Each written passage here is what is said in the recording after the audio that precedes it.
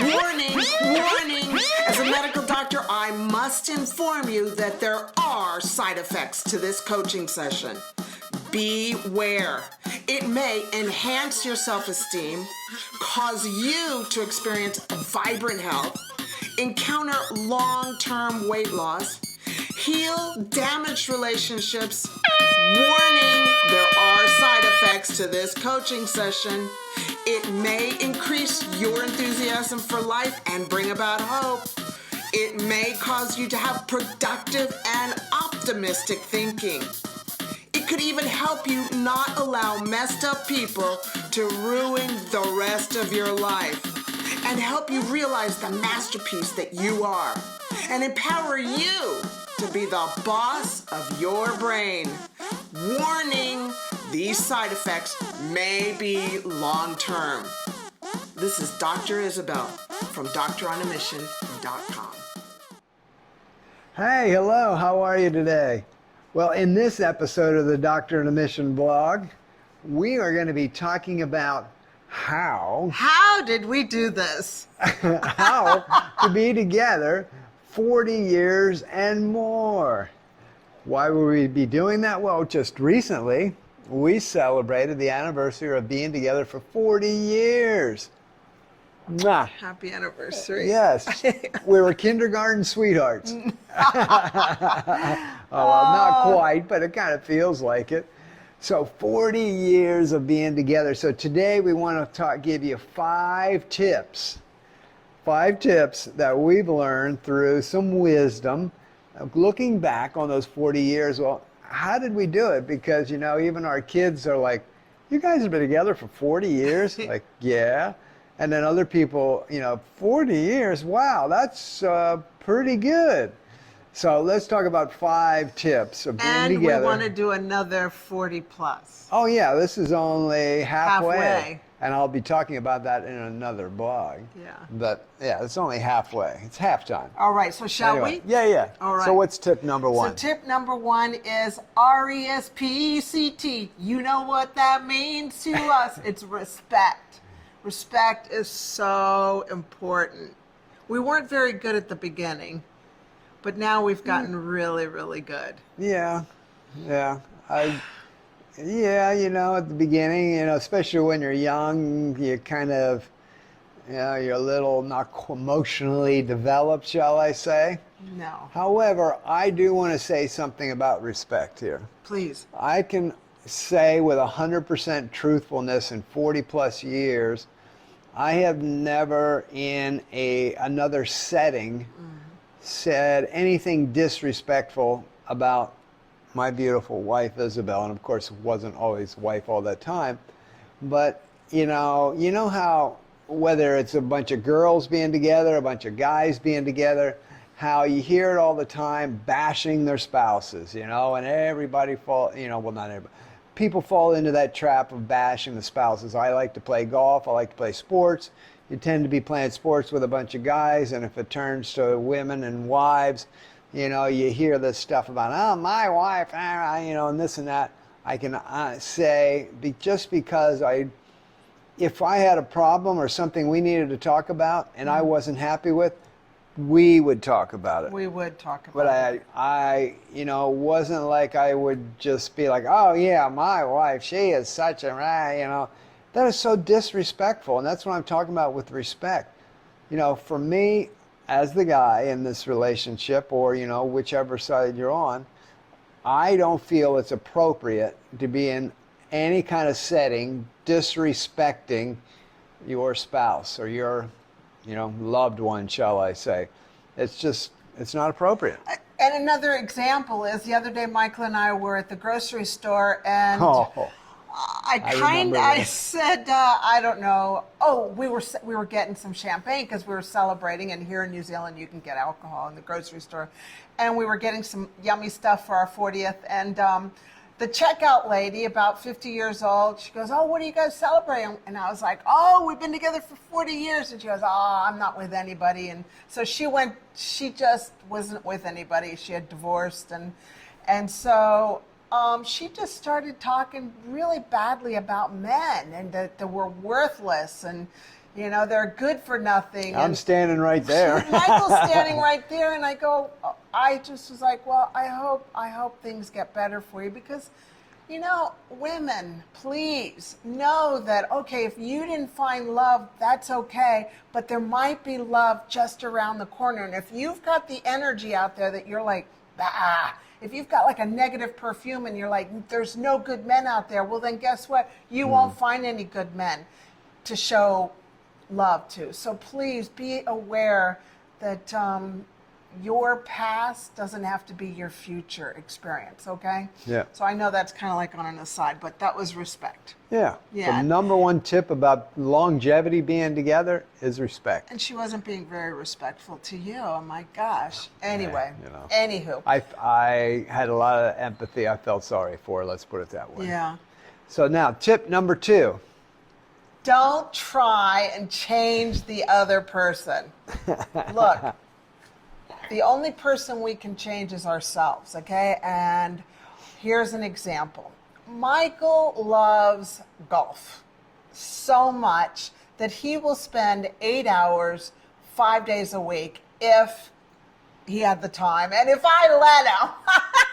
But Actually, I probably don't think I could. you don't think so? No. Okay, well, at least 3 2 times. to 3 days a week would be my max. Okay, sorry. Yeah. I amplified that. Anyway, I tried so many years to stop him from playing golf all the time. I wanted him to spend more time with me. But no, he would go off and play golf. And you know what? I just stopped after, I think, about the 38th year of being together. 38 years, can you believe that? I finally just stepped back from that buffet and stopped nagging him about it. And now you're not playing golf that much. We're really doing more for Doctoronamission. And I just have decided not to try and change Michael. He's good, and he's becoming his best self as he goes through life. And And from a change point of view, for me, my family, more, I guess you would call it white European, tends to be kind of quieter. Isabel's family is Cuban, as you can imagine. If you've ever seen, what is that show I called? Love Lucy. Or I Love Lucy, Lucille Ball and the husband, Ricky Ricardo. They tend to be, but a lot of other things are going on, and it's very loud, and the conversation's always flying, and you know, like everybody's talking at one time, and it gets louder and louder and louder. Well, you know, I mean, I kind of tried to change that a little bit in her, but you know what? That was one of the things I fell in love with. And so sometimes the things we fall in love with in the early stages, after a while, we kind of go, okay, let's change that and this and that. You know what? Don't try and change the other person. Work on yourself. Become a better version of yourself, and just, you know, let it go. Because you know what? When you've fallen in love like that, well, then those attributes you love. So there's no reason to all of a sudden not love them anymore because you're saying, oh, well, I'm tired of it now. Well, that's a very immature attitude toward that. I know. Cool. So, like, I grew up screaming from another room so the other person could hear it. And I'd be like down the hall going, babe, hey, what are you? And he's like, stop yelling, come into the room. So, you know, it's kind of like, yeah, you just I was kind of, like, you know what, that you just never learn to changed. I was like, dance, yeah, yeah. whatever. but I don't yell and scream as much. Now, I'd let that change up to you. Yeah, and I did, because I realized it was kind of like bugging him. Okay, the third one Action is? step number 3, or shall I say tip number 3, Tip from number 3. 40 plus years of wisdom being together, is empathy. And I call this kind of empathy/listen. Empathy and listen. Well, you know what? That's a little bit self-explanatory, because what do we need to do? We need to listen. We need to listen more. What did you say? Yeah. Oh, I empathize with that. Yeah. we need to listen more, because that listening will develop the empathy. Because when we actually listen, we start to understand more, and that creates empathy. And so, for me personally, I found, well, I would say, and I admit to this, My personality is I loved being around people. I love talking. I could go on and on for hours talking. However, all I was doing was talking. So Yes. I had to learn to become an excellent listener. Yes. And I love to listen because when... And that's why we've got 2 ears and 1 mouth. That's a great point. Yes. I just wanted to throw that in. So I know when Serve I that up. listen, that I will understand more things that Isabel's talking about, understand more her feelings, understand how she's feeling about things, and then that creates more of an empathy. And when you understand and have more of an empathy, that just connects more and you understand more. And for me, the best way I can hear Michael and listen to Michael is I am such a choleric. I multitask. I love to do a lot of things while people are talking to me, and that is very disrespectful. So the best way I have learned to listen is when Michael wants to talk to me, I will stop everything and sit in front of him and just listen and not be on my phone, not be trying to do a million things. It's just Michael is speaking. I am going to listen. And how has that worked? Fantastic. Do you feel like you're heard? Yes. Yeah. Yeah. Good. Because that's so important. And we do it with our girls too. Yeah. And, and again, as you develop that skill, the listening, understanding, and the empathy part, that goes for everything in life. That goes for the people you work with. That goes if you're a CEO, a boss, or you're the employee, whichever where you are in there. That goes for that. And again, if you have children, and especially if you have those teenage year kids, you want to listen. You want to understand and then have empathy for where they're coming from. Absolutely, hon. Yeah. Now, that leads us to tip number 4 for being together for 40 plus years, and who, you might be together for 60 or 80, I don't know, maybe you are, or maybe you've just been together for 4 months and 4 years. But tip number 4 is be open for change. Yes. The older we get, the more we dislike change. And I've noticed that with my friends and my patients. It starts happening around 30, and then into your 40s, and then in your 50s. And as you go down the road of wisdom and age, you become less inclined to change. Well, guess what? That is not a good way to be. You want to be like a tree. You want to be like a palm tree in a hurricane, because that's life sometimes. And what does a palm tree in a hurricane do? It bends and it touches the side of the ground, and then it bounces back up. It never breaks. Make sure that you allow yourself to bend and not break. Be open to change. Here's a story that kind of fits in with that. When I was 40, Michael was 42, we were in America and I was practicing medicine. I was really, really, really unhappy practicing medicine. And I just remember it was a beautiful snowy night in February in Colorado. And I just said, babe, I want to move. I want to move to another country and practice medicine. I want to practice medicine where everybody has access to healthcare, whether or not they've got insurance or not, but everybody deserves to have healthcare. And so poor Michael had never been out of America. I hadn't had a passport. And here we are 20 years later. We've been in New Zealand now for the last 20 years. And gosh, it's been an amazing experience. Amazing ride, and yeah. had we not been open to change, especially Michael, because I was like ready to go, but Michael hadn't left America and he never had a passport. Now that I love changed. traveling the world, Oh doing my things gosh, and seeing yeah. different cultures and all that stuff. But yeah, opening for change. I mean, it's kind of, we always talk about recreating yourself at any age and how Yeah. that can happen. I mean, what's the term? The only constant in life is change. I mean, things are always going to be changing.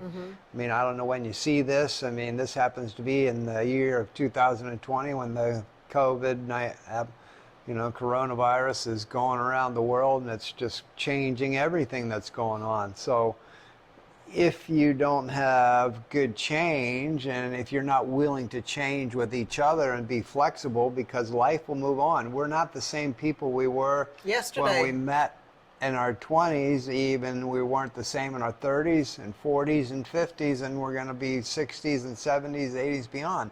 We're going to know that things are going to change. There's going to be different things happening in our lives. We've got to flow with it and go with it, not get stuck. So be open for change in your life. Don't get stuck. Yeah, like cement. Don't become like cement. Allow yourself to change and grow and become a better version of yourself tomorrow. Allow that. Don't say, no, this is just the way I am and that's just the way it is and you're going to have to put up with it. That's so not cool. That's not how you're going to. And I was just thinking about this one. Yeah. Guys, be open for change with, with your spouse, with your woman, only because the reason why I say that is, I don't know if you've noticed, I happen to notice, but women change their minds fairly often about stuff. What do you mean? It just happens. You guys just do, And so, but be open for change, because you might be down this track and all of a sudden she could come to you one day and just say, actually, I'm not going to do that anymore. I'm going to be doing blah, X, Y, Z. And you're like, what? What do you mean? I thought we were, I've changed my mind. We're going to do this. Well, I can tell you in the early days, I'd be like, what? And then, maybe even later that day, maybe later that hour, maybe the next day, I'd be like, well, I've changed my mind. Well, no, we're not going to do that. Actually, I do want to go back and do it. Well, I struggled with that until I understand the fact that, women tend to do that more than guys, and we just got to go with the flow and say, okay, that's what you want to do. Well, how about we talk about it? Let's have a little conversation. And by the way, when she's talking about that, I learned to listen and understand why is she wanting to do this? Because maybe there's some confusion going on. And if I'm listening, then I realize, this changing thing is actually because there's some confusion happening. So let's sit down and straighten it out and talk about it, so we do know what we're going to do. Yep. I like to change it. And I do change my mind frequently. Yeah. So even in mid-sentence. Okay. So are we changing these 5 tips, or those? Actually, I have there's one more tip that we're going to go on to, number 5. But I want to say about 4, being open to change. Kind of we touched on something else too that just kind of I got a download while you were talking. Is 4A is make sure you communicate. Well, I didn't want to give them 6 tips, because we said this is a 5-tipper, right? Okay, so 4A. So this is a 4A, and the 4A is. But you're changing the 5 tips. It's okay. They're like a palm tree in the wind. They bend, but they don't break. Hey, so anyway, 4A is make sure that you communicate so you know what the situation is. Because without communication, forget it. You can't understand what's in their mind, and they can't understand what's in your, vice versa, unless you guys communicate. So that's all I wanted to say. Well, let's just put it this way. These aren't the only 5 tips. I mean, when we started thinking about it, this could have gone the 147 tips. 1,000. They could have. Wow, that's a lot. Yeah. There's a lot of tips. Okay, let's wrap it up and do number 5, okay? Well, I'm ready for number 5. Are you ready for number 5? Number 5 tip with some 40 plus years of wisdom. This is a biggie.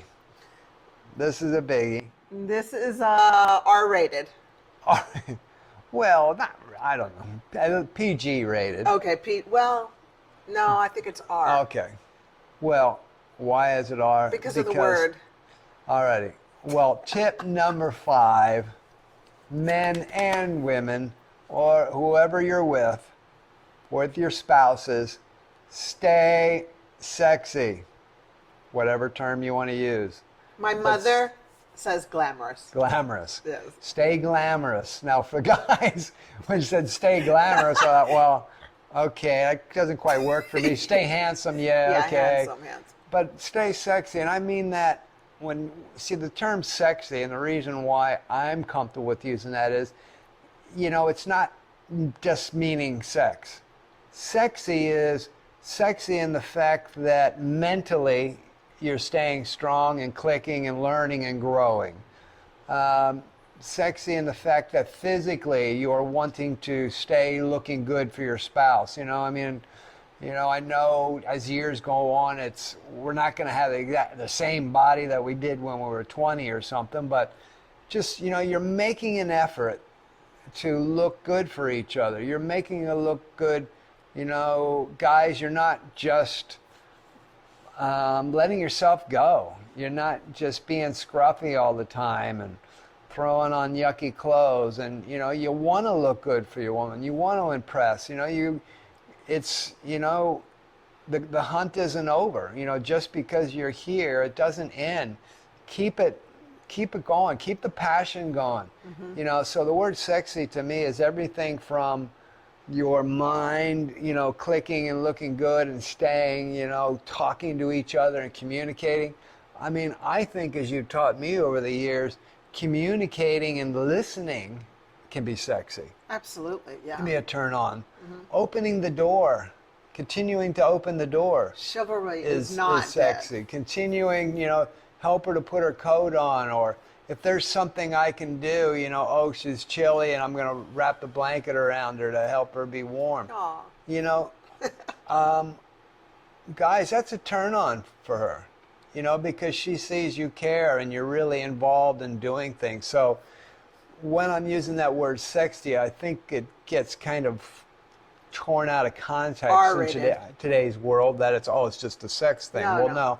I'm talking about everything we do that takes us back to the day when we were courting, when, you first met, and keeping that passion always going. I think that is very, very important. One of the big, big tips of being together for many, many years.